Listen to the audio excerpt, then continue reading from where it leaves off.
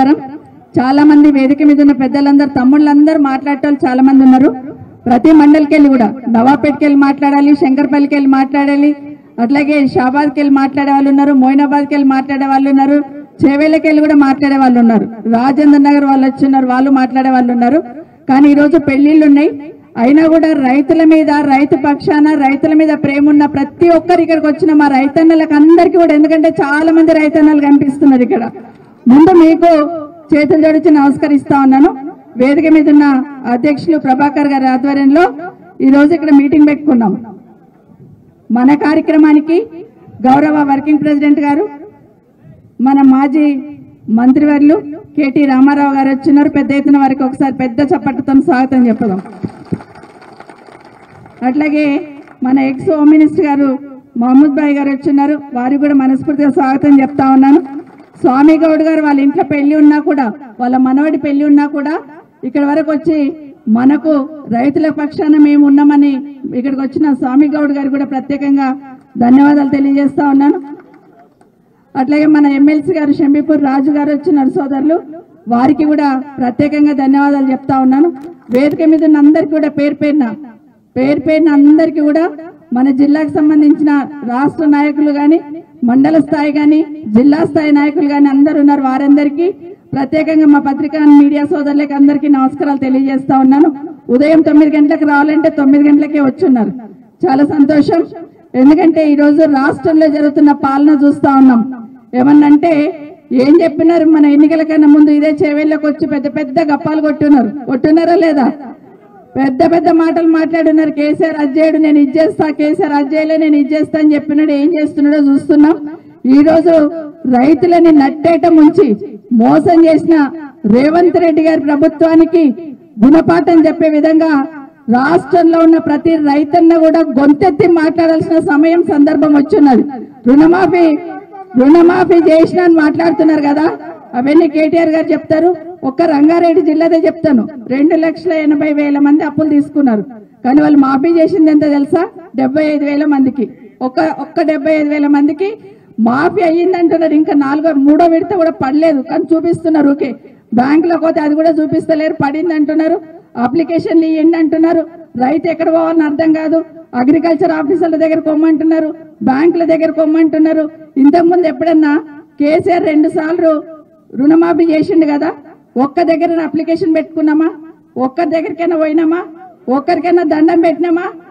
బ్యాంకులో లేసి రుణమాఫీ చేసిన కేసీఆర్ గారు ఎక్కడ? తను ఈరోజు చేయనికే చేతగాక అప్లికేషన్లు పెట్టుండి ఆఫీసర్ల చుట్టూ తిరుగుండి అని మాట్లాడుతున్న రేవంత్ రెడ్డి ఎక్కడ? చూడండి, ఒక్కసారి ఆలోచించండి. ఈరోజు మా జర్నలిస్ట్ సోదరులు ఇక్కడే ఉన్నారు. ఈరోజు రేవంత్ రెడ్డి గారి ఊరికి ఒక 2 లేడీ జర్నలిస్టులు పోయి ఉన్నారు. ఏమని అంటే మొత్తం మాఫీ అయిందంటున్నావు కదా, మరి నీ ఊళ్ళోనే అయ్యిందా లేదో చూసొద్దామని ఆ ఊరికి పోయిండ్రు. 2 ఆడబిడ్డలు పోయిండ్రు కెమెరాలు తీసుకొని. ఊళ్ళో అందరు చెప్తున్నారంట, బిడ్డ నాకు కాలేదు అని చెప్తా ఉంటే ఊర్లో ఉన్న కొంతమంది వచ్చి ఒక 50-60 మంది మగవాళ్ళు వచ్చి అసభ్యంగా ఆ మహిళా జర్నలిస్ట్ పట్ల ప్రవర్తించిన తీరు ఏదైతే ఉందో, నిజంగా సభ్య సమాజం తలదించుకునే విధంగా ముందు ఆ దాడిని ఖండిద్దాం. రేవంత్ రెడ్డి గారు, నీ ఇంటి ముందు నువ్వు పుట్టిన నీ ఇంటి ముందు 2 లేడీ జర్నలిస్టుల మీద దాడి జరుగుతా ఉంటే కావాలని ఈరోజు వాళ్ళను ఎంత అసభ్యంగా తిట్టుకుంటూ మీరెందుకు వచ్చిండ్రు ఇక్కడికని వెనకనేమో మాట్లాడే వాళ్ళు మాట్లాడుతున్నారంటే, ఆ బిడ్డలు ఏమన్నారు? మన కోసం వచ్చిండ్రు, మన కోసం అడుగుతున్నారు కదా అంటే ఇష్టం వచ్చినట్టు దాడి చేస్తున్నారు. నిజంగానే అందరికి రుణమాఫీ చేసి ఉంటే రేవంత్ రెడ్డికి భయం ఎందుకు అని అడుగుతున్నా. ఎవరు పోతే భయం ఎందుకు, ఎవరు అడిగితే భయం ఎందుకు? కానీ ఈరోజు రైతు రుణమాఫీ కాలేదు. ఇదే కాదు, ఒకటి అర్థమవుతుంది ఏంటంటే, ఎవరన్నా గట్టిగా అడిగితే, ఎవరన్నా గట్టిగా మాట్లాడితే వాళ్ళని వ్యక్తిగతంగా తిట్టడం, వ్యక్తిగతంగా మాట్లాడడం, నోరిప్పితే కేసీఆర్ గారి మాట లేకుండా రానే రాదు. ఈయనకు కేసీఆర్ గారిని తిట్టకుండా పొద్దే గడవదు. కేసీఆర్ గారి తండ్రి లాంటోడు, ఆయనను పట్టుకొని ఎన్ని మాటలు మాట్లాడుతున్నాడు 8 నెలల్లో మనం చూస్తున్నాం. ఏమడుగుతున్నారు కేసీఆర్ గారు? బాగా పాలన చేయి, ప్రజలకు మంచి పాలన అందించు, నాకన్నా బాగా చేస్తాను కదా, నువ్వు కూడా చేయి అన్నారు. దానికి నోటికి వచ్చినట్టు మాట్లాడుతున్న మాటలు మీరందరూ వింటూ ఉన్నారు. ఈరోజు తెలంగాణ తల్లి విగ్రహాన్ని సెక్రటరియట్ లో పెట్టమని కేసీఆర్ గారు మన పార్టీ తరఫున అడిగితే రేవంత్ రెడ్డి ఏం మాట్లాడుతున్నాడు? విన్నారు కదా, మాట్లాడిన మాటలేనవి, మాట్లాడొచ్చా? ఒక్కసారి ఆలోచించమని కోరుతా ఉన్నాను. ఎందుకంటే కేసీఆర్ గారు నిశానా చెడిపేస్తాడు కదా, కేసీఆర్ని తిట్టుకుంటూ పోతే ఆ నిశానా చెడిపోతుంది అనుకుంటున్నట్టున్నాడు. సూర్యచంద్రులు ఉన్నంత కాలం, తెలంగాణ అనే వర్డ్ ఉన్నంత కాలం కేసీఆర్ గారి పేరు ఉంటుంది.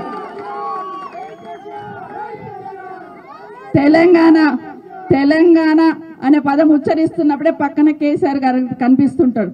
ఈరోజు అంతేందుకు, మన ఊళ్ళల్లో మిషన్ భగీరథ నీళ్లు తాగుతున్నాం కదా, హైదరాబాద్ లో ఏ నీళ్లు తాగుతున్నామో గీడ చెవెళ్ళలో కూడా ప్రతి ఊళ్ళో నీళ్లు తాగుతున్నాం. ఆ నీళ్ళలో ఎవరు కనిపిస్తారు? 100% కేసీఆర్ కనిపిస్తాడు. ఊళ్ళల్లో మనం పోతున్నాం, ఊర్లో ఎంటర్ కాగానే చెట్లు పెట్టించండి కేసీఆర్ గారు. ఎవరైనా అడిగినామా? ఇక్కడ పక్కన అక్కడ పక్కన రోడ్డు చల్లగా పెట్టినాడు. ఎవరు కనిపిస్తారా చెట్టు నీడలా? ఈ రోజు రైతన్నకి ఈరోజు వర్షం చినుకులు పడుతున్నాయంటే రైతుకి ఎవరు గుర్తుకొస్తున్నారు తెలుసా? కేసీఆర్. ఎందుకంటే చినుకులు పడుతుండగానే ఈడ అకౌంట్లలో డబ్బులు పడుతుండే. ఎక్కడైనా మీ ఇంట్లో ఏం చెప్తుండే మీరు?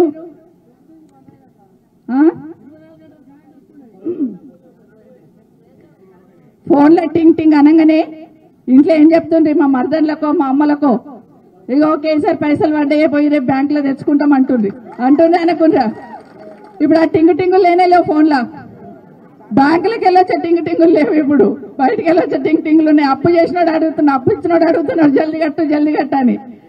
కడతాడుగా రేవంత్ రెడ్డి, ఇస్తాడుగా కడతామని చూస్తున్నారు, కానీ మొత్తానికి మోసం చేస్తున్నాడు.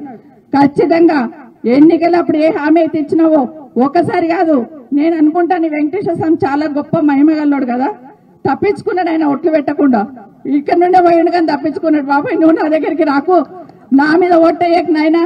నా దగ్గర చాలా మంది పేదోళ్ళు వచ్చి ఇండే మీటింగులు పెట్టుకుంటారు, వాళ్ళకి మంచి చేయాలంటే నా దగ్గరికి రా. మీరు నిజంగానే కదా ఎక్కడెక్కడ ఒట్లు పెట్టుకుని కానీ దేవుడు రానియలే, పక్కకి వెళ్ళిపోతుండే కూడా. కాబట్టి ఈరోజు దేవుళ్ళ మీద ఒట్లు పెట్టిండు, మోసం చేసిండు అనేది వాస్తవమా కాదు ఒక్కసారి ఆలోచించండి.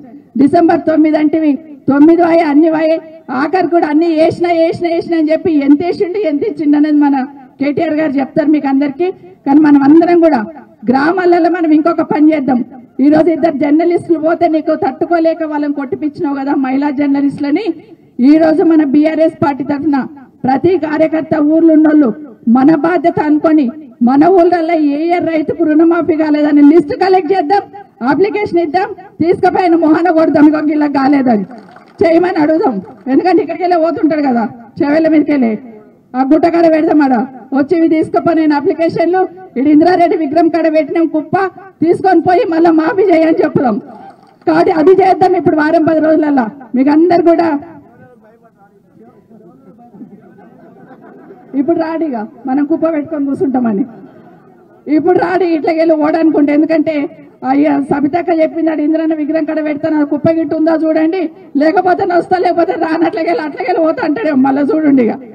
కాబట్టి ఇదంతా కూడా ఎందుకు చెప్తున్నా అంటే ఆషామాషి కాదు, ప్రతి రైతుకు రుణమాఫీ అయ్యేంత వరకు బీఆర్ఎస్ పార్టీ నిన్ను వదిలిపెట్టదు, రైతన్న వదిలిపెట్టడని ముఖ్యమంత్రి గారిని ప్రభుత్వాన్ని మరొకసారి హెచ్చరిస్తూ ప్రతి ఒక్కరం కూడా ఈ రోజు రైతన్నల కుటుంబాలకి అండగా ఉండాల్సిన మనం అందరం కూడా రైతు కుటుంబాల నుండి వచ్చిన వాళ్ళమే. రైతు బంధు ఎగరగొట్టేసి రుణమాఫీ అన్నది ఎగరగొట్టేసిండు. రైతు బంధు ఈయనకి కమిటీ వేయాలంట, రుణమాఫీ ఈయనకి కూడా కమిటీలు వేస్తాడంట. ప్రతిదానికి కమిటీ అని కమిటీలు వేసి కాలయాపన చేస్తున్న రేవంత్ రెడ్డి గారి పాలన చూసినాము.